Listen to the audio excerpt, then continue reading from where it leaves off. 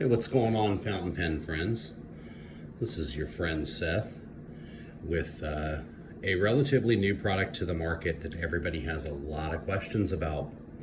And this is Doc Martens Ocean fountain pen ink in Edge Blue. We're going to give this ink a run, talk about the pros, the cons, things I like, things I don't like, and we're going to compare it to a couple of very common similar color, maybe not quite, but pretty close in color inks. We'll talk about the packaging, we'll talk about pricing, we'll talk about the ink performance. But yeah, let's get started. So first, this product came out about a month and a half ago, the May 2019. And this is a new offering from Doc Marten. Doc Marten ink has been around for a while. If you're into calligraphy or dip pens, you're probably very familiar with this brand. They do a lot of India ink. That's kind of their forte. This is a new venture for them. This bottle right here, this is a 1 ounce bottle, so just shy of 30 milliliters. They sell directly for $22.45. I don't believe they have distribution set up anywhere yet on any of the online channels. You can buy direct from them. I'm sure this will ultimately be sold in retail outlets, the same ones that they have their calligraphy and India inks in. But to compare it from a price standpoint, at $22.45 per milliliter, it's actually one of the most expensive fountain pen inks on the market. So if you do the math on this ink, it comes out to about 76 cents per milliliter. To give you a comparison standpoint, J.R. Bond, that's a 50 milliliter bottle. This retails for about 30 bucks anywhere you go, is 60 cents a milliliter.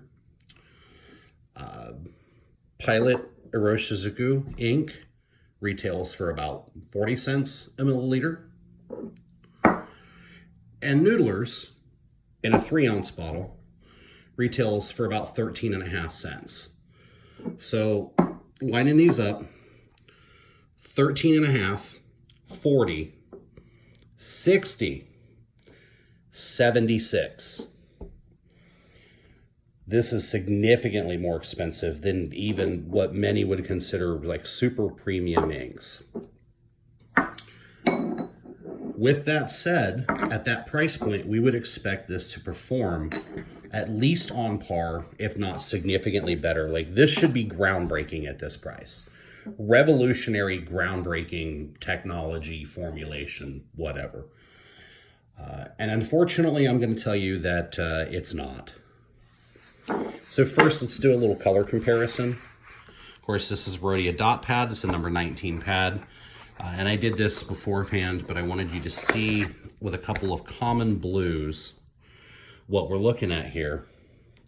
So of course, Diamine Blue Velvet, this is one everybody's pretty familiar with. This is kind of the base blue, the royal blue, if you will. And I threw Noodler's Polar Blue on here because it's a little lighter shading blue. Truth be told, from a color standpoint, it's very similar to Konpeki, maybe slightly darker, but very, very similar. I will tell you that Edge Blue is slightly darker. It does shade a little better, but there is zero sheen in this ink. So it's a better shader than Konpeki, but no sheen. So that beautiful purple sheen that you get out of this ink, you're not going to get here. So basic writing here.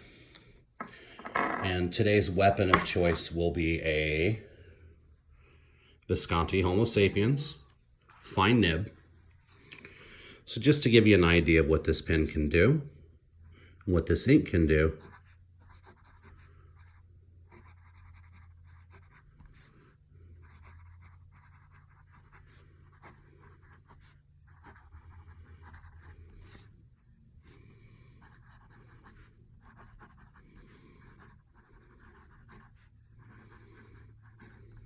Okay. So it runs okay. Everything's nice and smooth.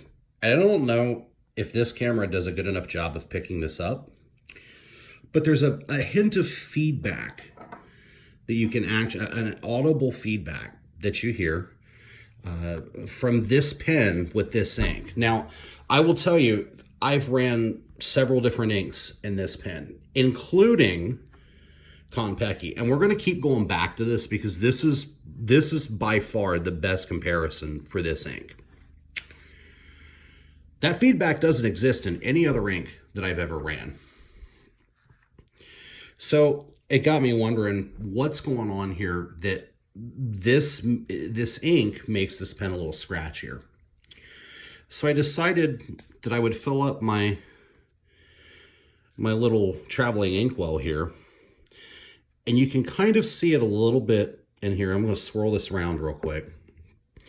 As this settles, let me get this up against a nice white background here. You can see that it kind of coats the bottle a little bit, a lot more than most of your inks do. It has this real, like, almost like a paint effect, or almost like an India effect. See how it's really kind of adhering to the side of the bottle. Now it washes clean. Everything washes nice and clean here, but there's this chalky texture in this ink that I'm not really sure how I feel about. The flow is okay. It doesn't impede the flow. It's nothing in the feed, but there's something going on here. It was so bad when I first started messing with this that I actually dumped the ink out of this, cleaned this pen. I pulled the nib and feed off of this, completely cleaned this pen out, flushed it, put new ink in it, ran it again, and it's the exact same thing that we had before. So I don't think this is a function of the pen. I think it's just something in the formulation of the ink that's causing this. Now, if you look at Doc Martens advertising for this, they basically advertise this ink as archival quality ink. They say it's steadfast, light proof, waterproof, etc., etc., etc. I'm here to tell you this ink is actually not waterproof. It is water resistant. It's not waterproof. Just messing around with it again, and we're gonna do this as well.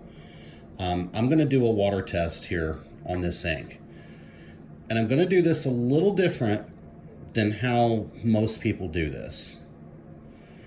All right, so I'm gonna draw on this page, I'm gonna draw 15 X's, and I'm gonna do them a second apart, and I'm gonna take a Q-tip, a wet Q-tip, and I'm just gonna run the whole thing, okay? To give you an idea of what this looks like. And we're gonna do dry time and we're gonna do water resistance. So let's do dry time real quick.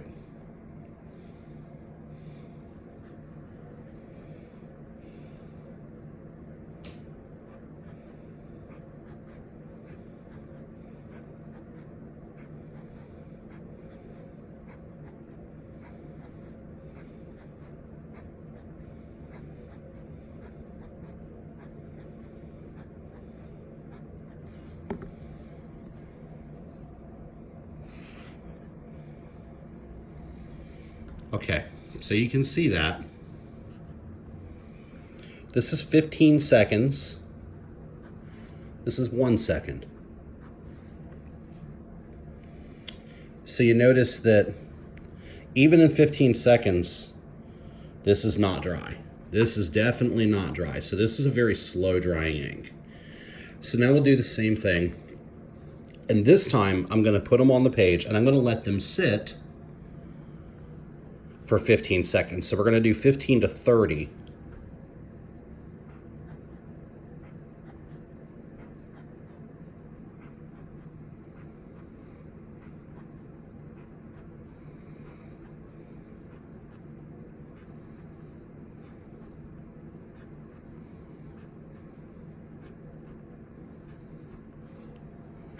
Okay. I'm sorry, I know this is gonna be like watching paint dry.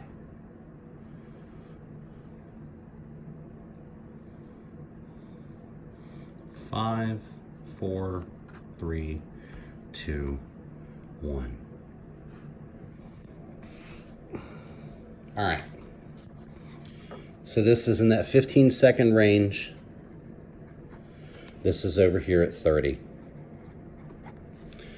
So you can see even here, this didn't smear.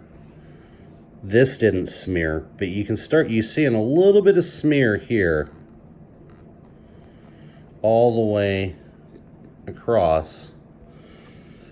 So I think the realistic dry time, and this is Rhodia paper, I think the realistic dry time here is 30 seconds.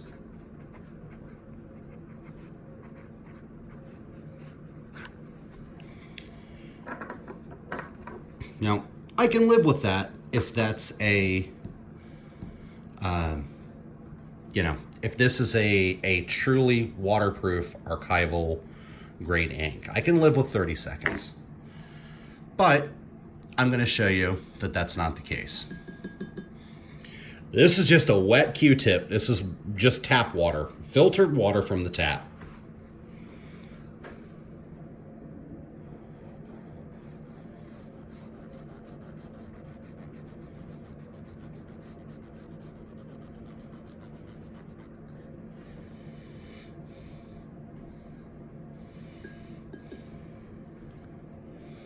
See that? I'm going to try to get this off without actually going through the paper. And these have been on the page the longest. Yeah.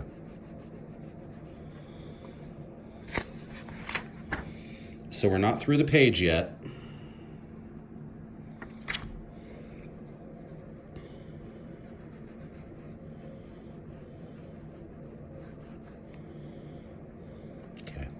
Yeah, we're starting to pull up paper fibers now.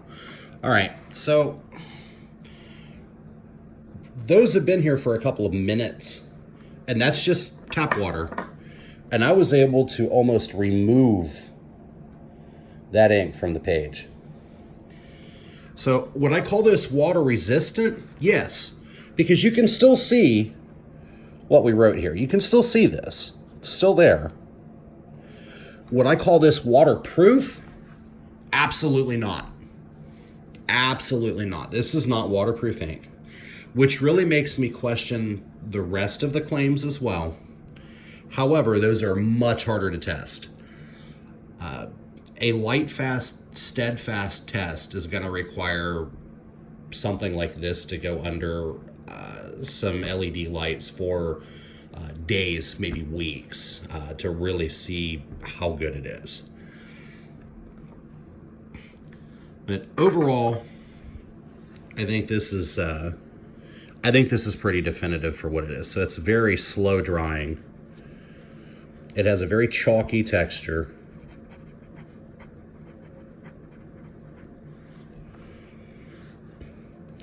So it's good shading, no sheen, no shimmer.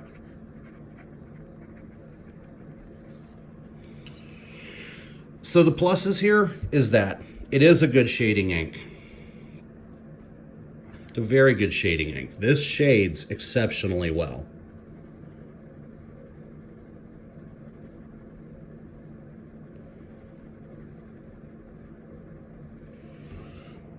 Very good shading right there. The negatives are everything else. It's super expensive. Very, very expensive. And it doesn't do half of what it's advertised to do. So would I recommend this ink? Absolutely not. There are far better options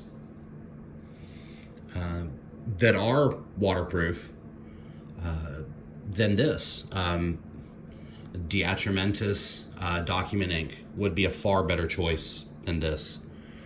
Any of the Noodlers, the bulletproof stuff, Liberty's Elysium actually handles a lot better than this. Bay State Blue handles a lot better than this. And it's really disappointing because to have a nice, bright cerulean blue that has all the properties that a lot of people want in a color like this, there was a lot of promise here, but I think this pretty much shows you that the promise is just that. It's empty promise.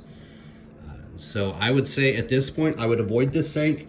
At a better price point, I don't think it's a bad deal. I think if you can get it, you know, a 1 ounce bottle, if you can get this for $15, it's probably a pretty decent buy. That would put it in line with the Pilot Inks. But at $22 an ounce, I just don't see this being a good buy at all. All right, so that's all on this. If you've got any questions, leave them down in the comments section or reach out to me directly, Facebook, Twitter, Insta, it's all there. Thank you for watching. Hope this was informative and helpful. And if it was, hit that like button. Thank you, and have a wonderful evening.